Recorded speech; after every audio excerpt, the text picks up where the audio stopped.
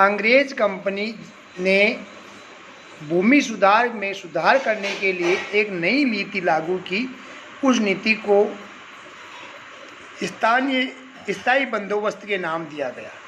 1793 में governor general Lord Cornwallis ने बंगाल, उड़ीसा, मद्रास और बिहार में स्थायी बंदोबस्त की प्रणाली लागू की। उस समय के अंग्रेज प्रशासन का 19% भाग पर यह व्यवस्था लागू की गई। स्थायी बंदोबस्त के तहत जमींदारों, नवाबों और तालुकदारों को राजस्व वसूल करने का जिम्मा सौंपा गया।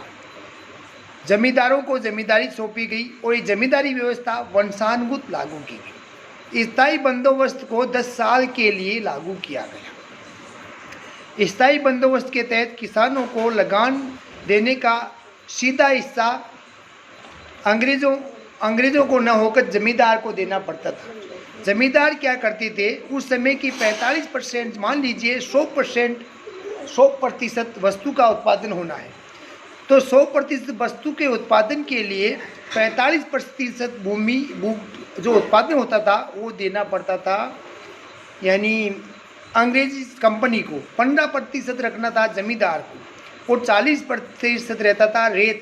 उस समय रेत शब्द का प्रयोग बंगाल में किसानों के लिए किया जाता था। जब कॉर्नवालिस ने देखा कि जमींदार अंग्रेज अपने आप को विदेशी मानते थे और भाषा की संबंधित समस्या भी उनके सामने बड़ी थी, इसलिए किसानों से संवाद नहीं हो पाता था। और 10 साल के लिए जब कॉर्नवालिस ने स्थायी बंदोबस्त लागू कर दिया तो उन्होंने माना कि जब तक भूमि में सुधार नहीं होगा, ज़मीन में उपजाऊपन नहीं बढ़ेगा, उत्पादन नहीं बढ़ेगा, तो भू राजस्व नहीं बढ़ सकता। इस समय क्या हुआ, 1870 में बंगाल में भयंकर अकाल पड़ा। इस अकाल में 1 करोड़ लोगों की मौत हो गई। 1757 में बंगाल में भयंकर अकाल पड़ा और उस 1770 के अकाल में 1 करोड़ आदमी काल के ग्रास बन गए।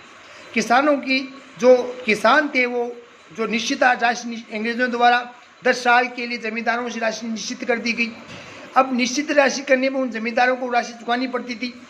अब राशि नहीं चुकाने पर अंग्रेज सरकार द्वारा जमींदारों को ये कहा गया कि आप अपनी राशि दीजिए। अब वो राशि नहीं प्रदान करने पर उनकी ज़मीनें उनके सामने नीलाम कर दी गई।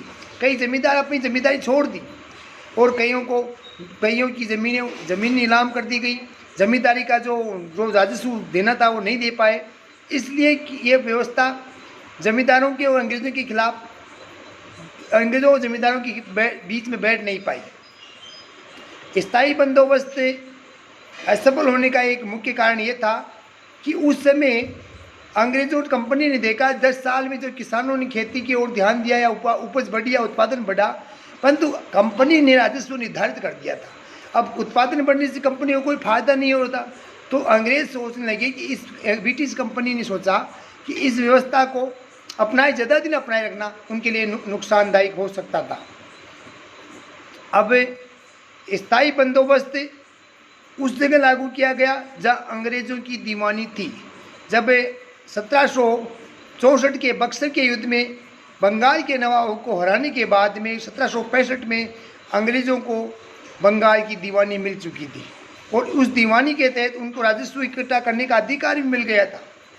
तो राजस्व इकट्ठा करने के लिए अंग्रेज सरकार ने अपने आप को किसान से न जोड़कर बीच में जमींदार, तालुकदार, नवाबों को ज़मीनें सौंप दी गई कि आप अमुक हिस्सा हमें प्रदान कीजिए।